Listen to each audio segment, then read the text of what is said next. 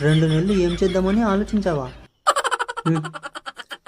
అలా ఆలోచిస్తుండగా ఫిబ్రవరిలో WPL వచ్చింది. సరేలే, WPL అయిపోయినాక కెరీర్ మీద ఫోకస్ చేద్దాం అనుకున్నా. ఎట్టకెళ్ళకు WPL అయిపోయింది. WPL అయిపోయాక ఫోకస్ చేసావా మరి? లేదు. మరేం చేసావురా? కెరీర్ మీద ఫోకస్ చేద్దాం అనుకుంటే అనుకుంటే ఇంతలోనే మార్చి నెల వచ్చేసింది.